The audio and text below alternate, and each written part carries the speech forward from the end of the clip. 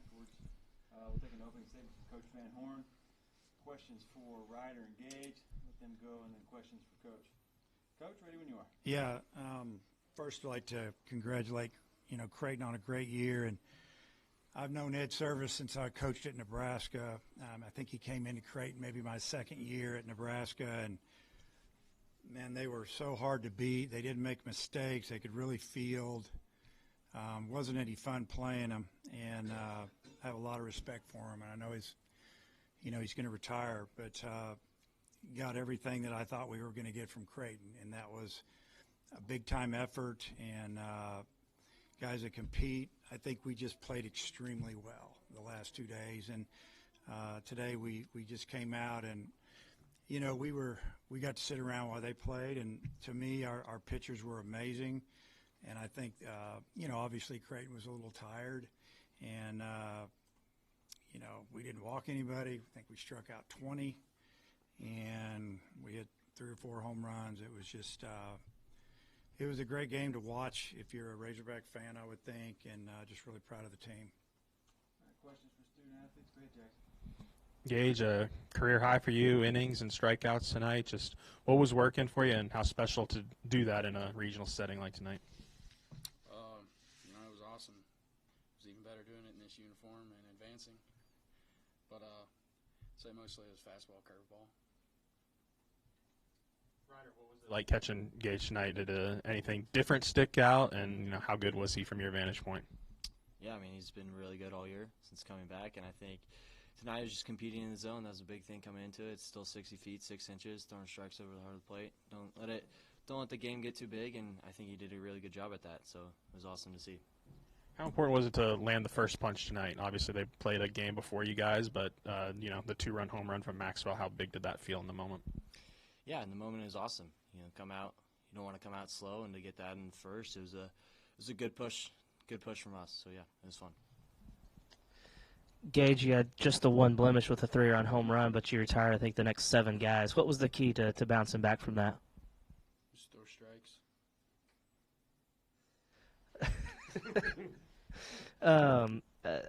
Zach was telling us last night, Rue, that the plan was kind of like, they're not a Power 5 team. They probably haven't seen the velocity that you guys have. Just was that the plan again today, and just do you feel like the velocity really kind of impacted them?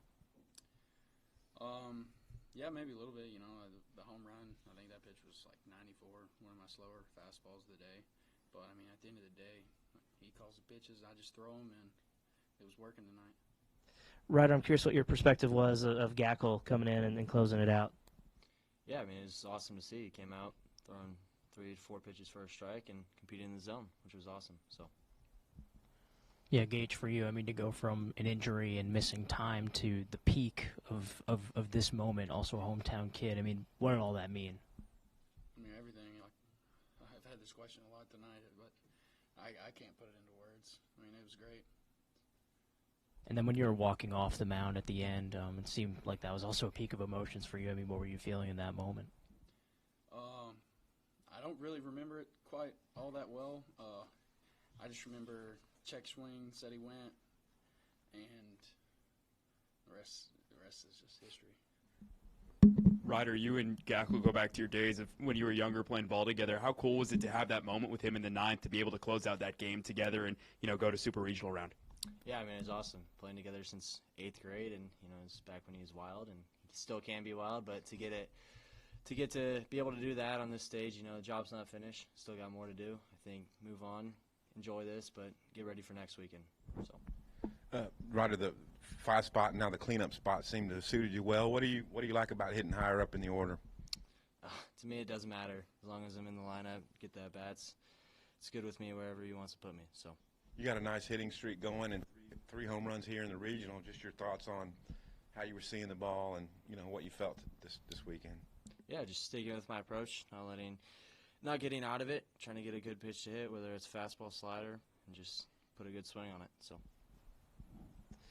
I guess y'all are waiting on Wake Forest or Tennessee. I'm curious, y'all going to watch the game tomorrow, or do y'all have any plans for that yet? Yeah, we'll watch. I'll watch. Yeah, I'm not sure. Probably. I don't see why not. More questions for student athletes? Yeah, Gage, what was just kind of all of today like, just knowing that, from waking up to 8 o'clock that you were going to be the starter? It was a really long day. I spent a lot of it just waiting around for the game to start, but I wanted to go out there, throw the first punch, and just go out there and help my team win a ball game. And just for being idle all day, I mean, how do you kind of channel that when it comes to game time? Really just keep your mind in a good spot and just get hydrated, good nutrition, and then once it's time to start moving around, get ready for your start, then that's when you start moving around and get to it.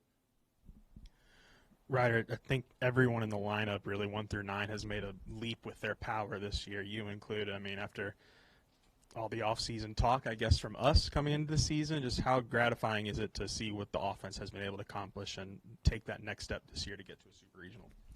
Yeah, I mean, I don't think we let the outside knowledge really get to us. We knew who we are coming from the first day that we stepped on campus. We knew we'd be a really good team, and I think just letting our play show it. So I think that was a big thing. But, yeah, the noise is the noise. Just stick with us and play our game. So. Hey, Gage, what did you see from Gabe after he came in and replaced you? And do you think there's anything that you did that maybe he was able to capitalize on, seeing that you had done it against their hitters? He was nails. That was awesome. He came out just fearless. It was awesome. I mean, he was a savage out there. I think, what did he punch? 7 in 3 innings? Yeah, heck yeah, man. He's a guy. He's always been a guy. There's a reason. He's in that spot. He's one of the best pitchers in the country. Any more questions for the student athletes? Fellas, heck of a job this weekend. Thank you. Next weekend.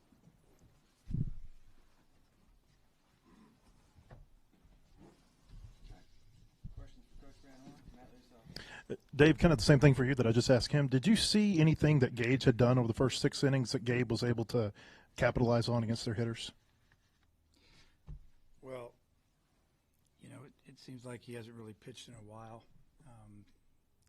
We knew he was super fresh and he was going to have really good stuff. All we were really trying to do is throw the first pitch for a strike and get ahead of him. Wood has, 2 really good pitches, and sometimes he has a third. Gackle has 4.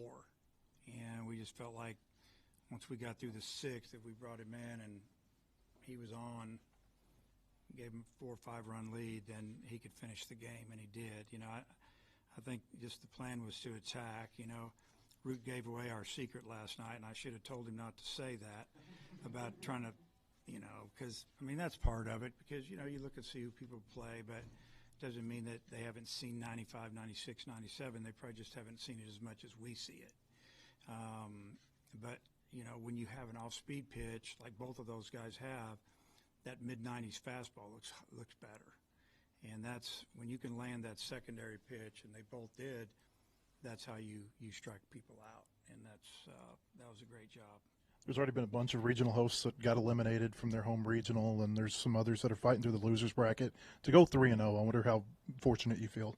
I feel great about it. I feel very fortunate. It's not easy. We've sat here 2 years in a row, and we didn't get out of here. We went and won somebody else's regional in 22. In 21, we won a regional and got beat in the last game by a run to go to Omaha. I've kind of been on all sides of it, and it's you never take it for granted at all. It's like I told the guys, when we left Hoover, you have got to go earn it. Nobody's going to give you anything. You look at who's winning around the country. You start thinking you're all that. You'll get it handed to you. And these guys, they stayed humble and they got after it. And we get to hang out again together for at least another week. In addition to the upsets, we're seeing a lot of crooked numbers all across the country this weekend, and you guys give up 7 runs all weekend. What was the biggest key for your pitching staff from Friday through tonight? Well, if you look at it today and then you backtrack, we don't walk people. And, you may give up tonight we gave up a solo homer, a 3-run homer. But other than that, it's maybe a single solo homer. You're not going to get beat by those too much. We made them earn it. We didn't make an error all weekend. We didn't walk very many people all weekend. And you know, that's a good combination to win games at this level, at any level. Dave, it looked like Gage maybe thought he had strike three earlier before the 3-run homer, but then gave up the 3-run homer. How do you think he worked through that and then, you know, bounced back to retire the last 7 he faced? Yeah, you know, it was a 1-2 pitch, and the umpire made a comment to Ryder because he's a good umpire. You know, Jason's a good umpire, and he said it was a half a ball off. That's kind of tough to swallow. And, you know, sure enough, he got, I don't know, a walk and a single and then a 3-run homer. And you're just kind of shaking your head. And I always tell the guys the game can turn on one pitch, one play, one call. I mean, think about the line drive that we hit that the second baseman almost caught. If he catches a double play and it's over, 4 pitches later, it's a 3-run homer. I mean, sometimes you love this game and sometimes you hate it. It depends on what side you're on. And it's, you know, it's tough. But our pitching staff just absolutely, you know, pounded the zone for 3 days in a row and gave us an opportunity to get off the field. You mentioned the 3-run homer. That was Justin Thomas. You know, it seemed like he'd been hitting the ball hard. Then he finally got one. Just what did you see from him there? Yeah, he stayed on a breaking ball. He was down 0-2, and I'm sure that breaking ball was supposed to be in the dirt or down and away, and he left it down the middle, and he hammered it. He stayed over it. He didn't pull off, and he smoked it. You know, his next at bat, he lined out to right. You know, he hit a couple balls hard this weekend that he didn't have any luck with, and, you know, happy for him. And that was I mean, we went from 2 up to 5 up. Kind of like, wow, okay, now let's go. And, you know, we scored another run, go up 6-0, and then obviously we're just about to get off the field. Next thing you know, it's 6-3, and the whole mood changed in the whole stadium. But our guys stayed strong. We said, hey, let's score a run. Let's find a way to score a run. Took us an inning or two to do it, but we did it, and then we just kept pitching. Yeah, Coach, curious on the JTJ home run. You know, right before that, he was squaring around to bunt. For you, yeah, obviously you take the runs however you can get them, but was that something that, you know, you're just trying to get the run in, give yourself another lead, and then he just hits the home run, or what happened there? Yeah, we had a 2-0 lead at the time. We had a runner on, I think, first and third maybe, and we called the safety bunt, and he didn't bunt at it. It was on the outside corner for a strike, and then he took a perfect, I don't know, another really pitcher's type pitch. Down 0-2, I think, and then, or maybe it was a 1-0 count, 0-1 count when we gave him the bunt. He didn't bunt, and then it was 0-2, something along that line. And, you know, he did the same thing against Vandy, too. We called the safety, and he didn't bunt at it. It was 0-2, and the next pitch landed up there in the left field seats or whatever those are. So it's been interesting. It might have been one others like that as well. So, yeah, I mean, again, the game, it's amazing sometimes. It flips like that. And you talked early in the season about how important Ryder's development would be. Seeing him slowly creep up that batting order and have now 330 or so average, how important has it been for him to develop into what he has been so right now he's ready to go in the middle of the order? Well, it was huge. You know, we thought he could hit when he got here. And, you know, but it's still the ups and downs as a freshman. You remember last year, he was hitting about 200 or so, and I would DH him against lefties because his batting practice against lefties is at bats against lefties really good. And then he went out and had a good summer, came back and had a pretty good fall. But really, and you guys might even not have noticed it a whole lot, but his catchings continue to get better. I mean, he's amazing back there. His blocking, you know, you take it for granted. He squares up balls and keeps them in the hula hoop is what I call it right there. And it's hard to advance on it. You know, he could call a 2-strike pitch, you know, a ball in the, you know, slider in the dirt with a runner on third. We're not scared of it because he's going to block it. And you can't do that with some guys, but he's become a really good hitter, powerful. And like I said last night or the night before, he can run, he's athletic, and he's taken his walks too. So it's been great. And, you know, he's got a bright future in front of him. He's got his, you know, really level-headed kid, as you know. He didn't make a whole lot of starts last year. I mean, when did you first have the vision that he could be, you know, punching you to the supers? We thought he'd be a starter this year. Last year, we thought he'd be a starter. Going into fall practice, and obviously he started the first couple weekends and got hurt. Missed a couple months, and we've been bringing it back slowly. It's been up and down, or a real good inning and then not a good inning. And Tonight it was like a little bit of a slow start to the first hitter, and then you could just see it getting better and better. And landing that breaking ball along with that heater, it messed him up for a while. Is there something that you noticed in the rehab that stood out to you about his character or something? No, just that he's just a good pitcher. We thought he was already starting before he got hurt. We just picked it up where he left off, but he had to get it all back together. When you miss 2 months in the middle of the season, it's hard because you're not just recovering, you're not throwing. And then pitchers, they got to build up. They get hurt if they don't. And then just the idea of turning him loose in recent weeks. I mean, is this kind of what you're been Like talking today? about? Yeah. Like just let him go pitch-wise? Yeah. So we built him up for the first 3 or 4 weeks, and if we would have played longer last weekend, he would have pitched, and he would have been able to go 80 pitches or so. And tonight he was right around 90, and honestly, he could have gone back out, but that was enough. I guess Lang rolled through that inning in the early game against North Dakota State, and then Creighton decided to start them just a couple hours later. Does that change anything in the approach, given how rare that usually happens? No, he's a grad. He's an older kid, big kid. He's strong. They've used him. He's had like 25 appearances, and then he started against us. He was their closer, finisher, whatever you want to call him. We saw him throw like 14, 15 pitches, and yeah, we were glad to see that happen. We didn't care who won the game.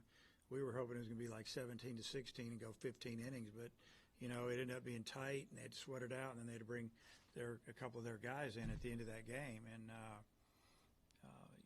it didn't surprise me. I've done that before. When you have a doubleheader, usually you don't have that much time in between. A guy maybe finishes, you run out of pitching. Hey, go give us a couple innings. Kind of stay warm. And I thought he pitched pretty good. We made a couple good swings on him. I think we talked yesterday about the length of your lineup 1 through 9 being a threat, but they're also all home run threats. I mean, how much does that make a difference postseason time? Well, you hit it out of the park, you score quick, and that's what we did tonight. I think we had 8 or 9 runs, and all of them were from home runs. Few solos in there, 2-run homer, 3-run homer. Excuse me. And tonight it was big, but it's nice to know you got guys in your lineup that can hit doubles. Like I always say, doubles turn into homers. You start getting a little older and a little stronger. Coach, you talked yesterday about not having to say much to the guys pregame. You've talked about the maturity of the group all year long. Just how impressed were you with the mentality, not taking anything for granted this weekend? Yeah. I was really impressed. I told him that, and I was proud of him for that. I talked to him during the week a lot before practice, in between when the pitchers and the infielders or position players were all together, because sometimes we're not together, and just would talk about things. And I always tell the guys, if I got something to say, I'm going to say it, because I'm not one of those guys going to run out there right before the game and just try to think of something to say, because they know you don't have anything to say. They're smart. So I didn't go out one time, Friday, Saturday, or Sunday. I didn't need to. They were ready. I don't feel let me ask you, but it was a lengthy exchange, so I'm just curious what you Yeah. added in the handshake. Yeah, I just told him that I really enjoyed competing against him, and how fundamentally sound and hard his teams were to beat over the years. And he told me that he said that I was the fiercest competitor he's ever coached against. And I just said, well, I appreciate that, I think. But I have a lot of respect for him, and he'll probably be in pro ball now doing something. His brother was a manager in the big leagues, and he probably just felt like it was time. I don't know why we didn't talk about that, but it was a good exchange, and I appreciated it. But I wanted him to know how much I respected him and his teams, and he kind of said the same thing. We play the same way. We just play. We play hard, and there's not a lot of that other stuff going on, and he appreciated it. Coach, great weekend. Okay, thanks, guys.